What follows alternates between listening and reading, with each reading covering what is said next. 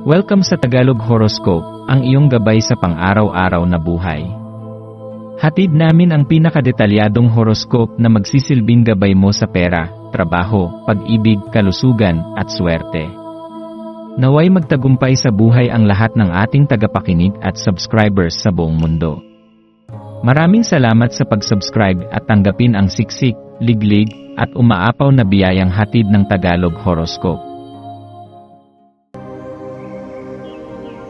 Ito ang iyong pang-araw-araw na horoscope para sa Scorpio para sa Pebrero 25, 2025. Ngayong araw, ipamalas mo ang esensya ng isang malinaw at dalisay na bukal habang nilalakbay mo ang iyong araw. Ang kalinisan at kasariwaan ng tubig ay sumasalamin sa iyong kakayahang muling linisin ang iyong kaisipan, emosyon, at pananaw sa buhay. Ikaw ay may likas na kakayahang bumangon mula sa anumang sitwasyon, anuman ang pagsubok na iyong kinakaharap. Ang iyong presensya ay maaaring magbigay ng inspirasyon sa iba, isang paalala na sa kabila ng lahat ng bagyong maaaring dumaan, ang tubig ay nananatiling dumadaloy, malaya, malinaw, at puno ng pag-asa. Ang pagiging Scorpio ay nagdadala ng isang malalim na enerhiya ng pagbabago, at ito ang araw upang gamitin ang lakas na ito upang lumikha ng positibong pagbabago, hindi lamang para sa iyong sarili kundi para rin sa mga taong nakapaligid sa iyo. Habang dumadaloy ang iyong araw, bigyan mo ng pansin ang mga emosyon na maaaring bumibigat sa iyong puso. Marahil ay may mga takot na matagal mo nang itinatago, mga pangamba na hindi mo pa hinaharap ng buo. Subalit tandaan, ang pagtanggap at pagharap sa mga bagay na kinatatakutan mo ay isang napakalaking hakbang patungo sa iyong personal na paglago.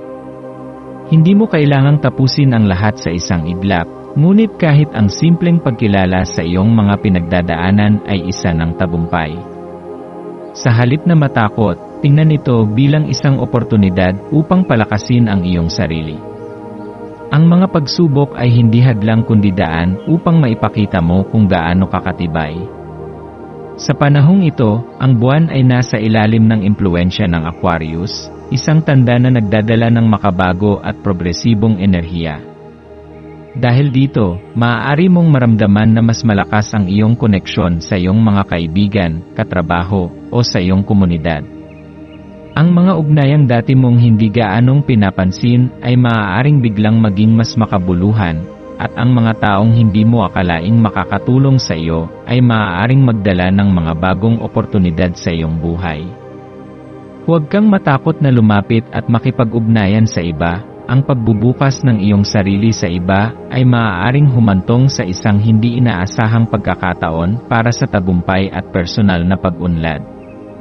Ngayong araw, hinihikayat kang mas palawakin ang iyong pananaw at hayaang ang iyong puso ay maging bukas sa pagbabago. Ang pagbabago ay isang likas na bahagi ng buhay, at kung minsan, ito ay dumarating sa hindi natin inaasahang paraan.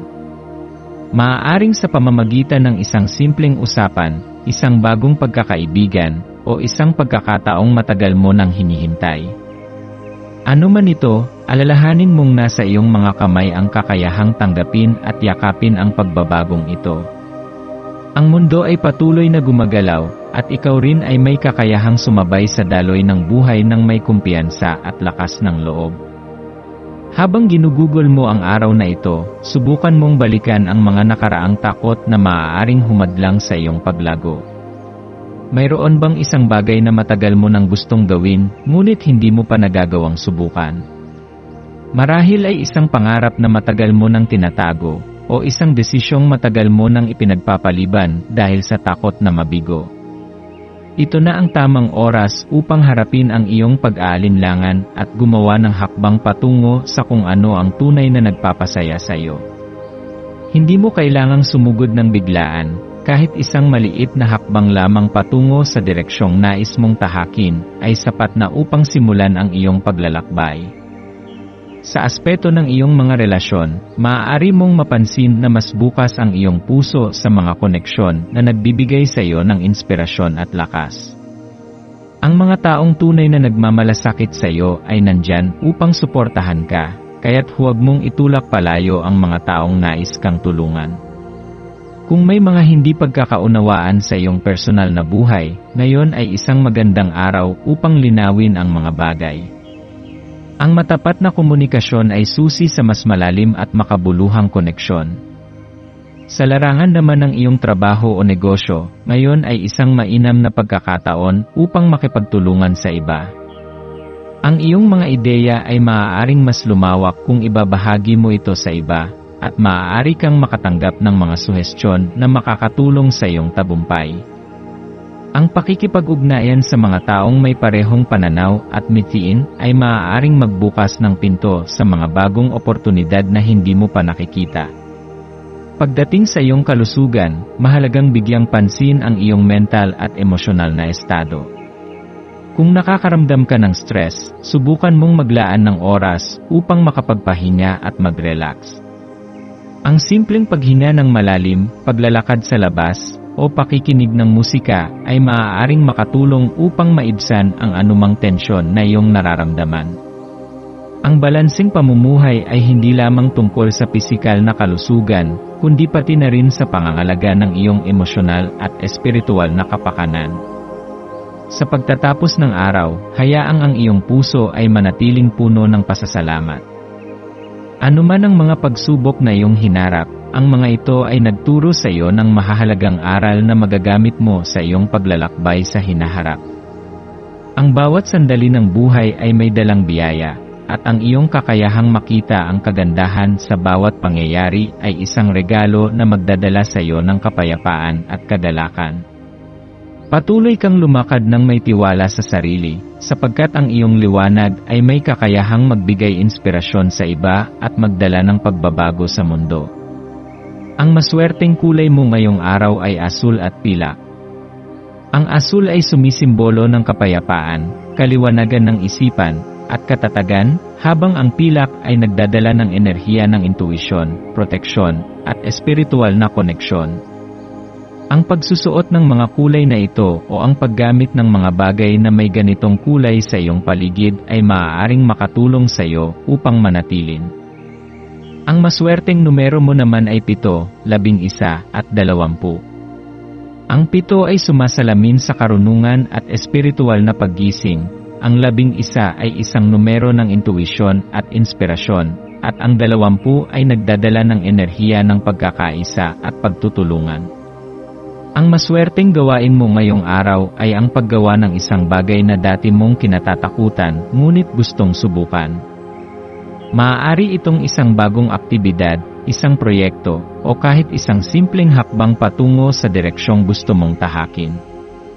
Ang mahalaga ay huwag kang matakot na lumabas sa iyong comfort zone at hayaan ang iyong sarili na matuto at lumago. Sa pagtatapos ng araw, pagnilayan mo ang mga natutunan mo at ang mga bagay na iyong naramdaman. Mayroon bang isang sandali sa araw na ito na nagbigay sa iyo ng inspirasyon? Ano ang natutunan mo tungkol sa iyong sarili? Tandaan na bawat araw ay isang bagong simula, isang pagkakataon upang maging mas mabuting bersyon ng iyong sarili. Yakapin ang araw na ito ng may tapang, at hayaang ang iyong paglalakbay ay maging puno ng kahulugan at kaliwanagan.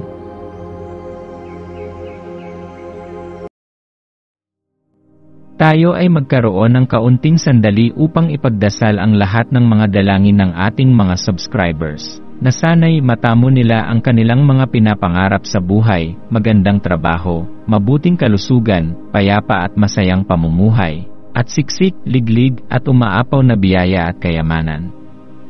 Ipinagdarasal namin ng mataimtim ang lahat ng mga komento sa nakaraang video, at hinihiling namin, Panginoon, na pagpalain mo ang ating mga subscribers ng masayang buhay sa mundong ibabaw. Maraming salamat po. Maraming salamat sa panonood ng iyong horoscope ngayon araw. Naway gabayan ka ng mga bituin sa iyong landas. Huwag kalimutang mag-like, share, at subscribe para sa iba pang cosmic na kaalaman. Hanggang sa muli, manatiling konektado sa universo